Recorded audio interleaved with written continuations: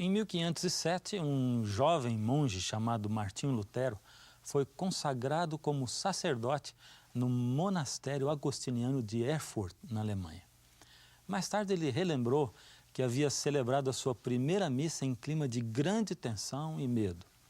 Sua insegurança e dúvida pessoal disfarçaram a força interior que seria revelada em anos vindouros. Olá e bem-vindo ao 8º programa da série O Sétimo Dia. Eu sou Fernando Iglesias. Ao pregar as 95 teses na porta da Catedral de Wittenberg, Martinho Lutero não quis causar nenhuma desordem no mundo cristão. Ele tão só quis mudar algumas práticas na Igreja Católica Romana, a sua igreja. Porém, Lutero acendeu um fogo que ninguém poderia apagar, conhecido como a Reforma Protestante, que enfatizava depositar sua confiança nas Sagradas Escrituras. Para Lutero, a Bíblia era a única autoridade de fé e prática. Isso colocava em dúvida a tradição da igreja. De outra maneira, se diria, a Bíblia era a norma pela qual a tradição eclesiástica deveria ser regulamentada. A Reforma Protestante era um movimento de protesto contra a instituição católica romana e contra muitos dos seus ensinos. O resultado foi a proliferação de igrejas e denominações que se conhecem hoje. Poderia ter tido um final diferente se a Igreja Católica Romana tivesse conclamado um concílio eclesiástico para considerar as questões apresentadas pelos reformadores. Porém, os pedidos em prol de um concílio não foram ouvidos. O Dr. John O'Malley, um historiador jesuíta, nos diz por quê. Clemente VII foi Papa de 1523 a 1534 e, na verdade, ele não queria nenhum concílio porque tinha medo que tal concílio tentasse lhe demitir. Provavelmente era um medo irracional da sua parte. Não obstante, era algo que ocupava sua mente e seus temores. O Papa não era o único que não queria um concílio. O rei da França se opôs a isso por razões políticas e mais tarde o rei da Inglaterra tomou sua própria postura contra. A pressão por organizar um concílio aumentou até que em 1545 os líderes católicos viajaram à cidade de Trento, aos pés dos Alpes, no norte da Itália. Por 18 anos, o Concílio de Trento debateu sobre os assuntos mais graves que a Igreja Católica Romana jamais havia enfrentado. O primeiro assunto substancial que se tratou no concílio foi a questão da autoridade. Isso tinha que ver com o papel das Escrituras e o papel das tradições da Igreja. Gaspare di Fosso, arcebispo de Reggio Calabria, reafirmou a postura convencional da Igreja ao acusar os protestantes de rejeitarem a supremacia católica romana. Os hereges desta época estão tentando derrubar a autoridade da igreja. Eles dizem que as Sagradas Escrituras são o fundamento da fé.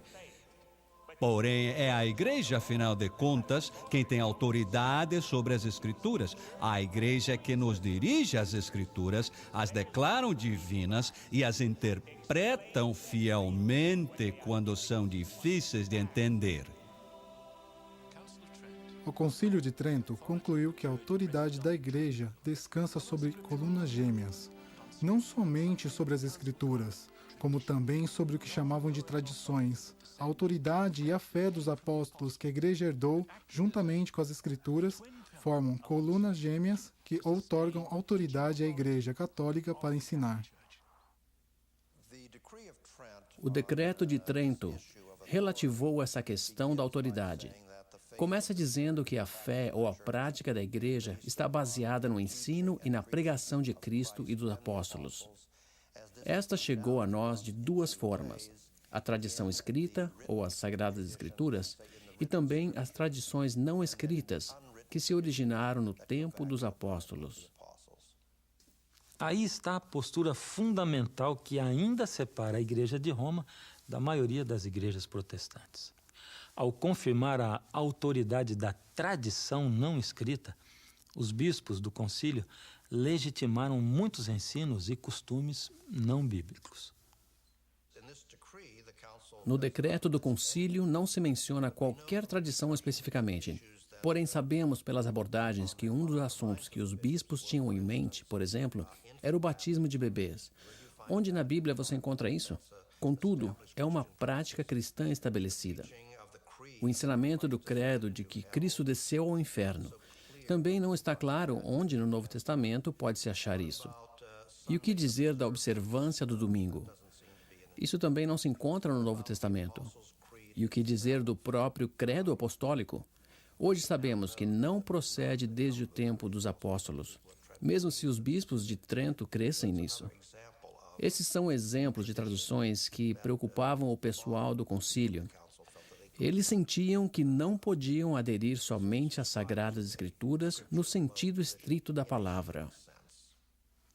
Então, como poderia haver uma mudança no dia de culto do sábado para o domingo?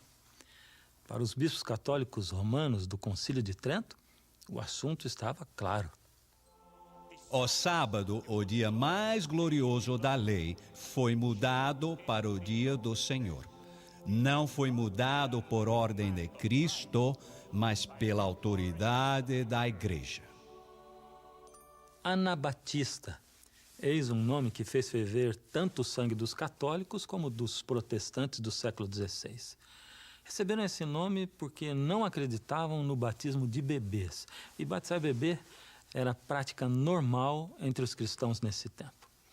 Os anabatistas criam que o batismo era só para os adultos que entendiam e aceitavam a mensagem do Evangelho.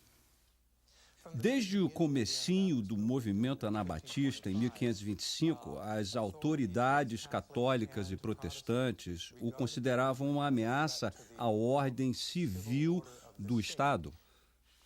Os anabatistas negavam que a Igreja e o Estado tivessem qualquer autoridade sobre a consciência humana. Criam, além disso, que o homem comum pode entender a Escritura por si mesmo, sem precisar que a Igreja interprete para ele. Além do mais, a única Igreja verdadeira é aquela descrita no Novo Testamento, a Igreja de Jesus Cristo e os apóstolos.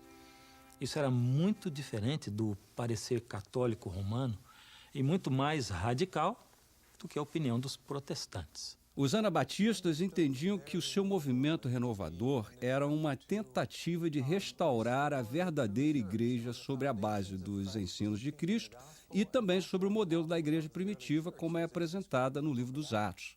Alguns historiadores creem que Andreas Bodensson von Kaldstadt foi pioneiro do movimento anabatista. No princípio, ele era amigo e colega de trabalho de Martinho Lutero. Mas a amizade deles se desfez com essas diferenças teológicas.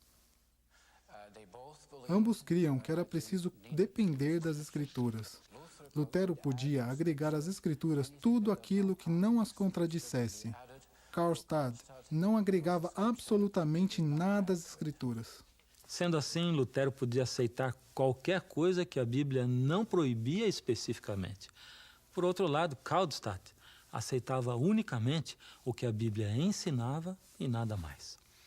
Estudando as Escrituras, Kaldstadt achou o sábado bíblico e seu sentido espiritual. Ele diz: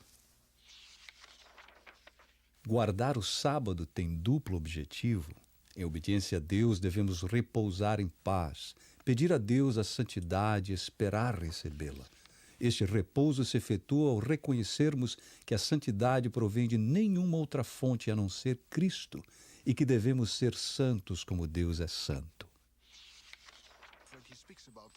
Quando fala do repouso do dia santo, ele se refere ao repouso interno, em contradição ou oposição ao repouso externo, ou repouso visível. Ele se interessa mais no repouso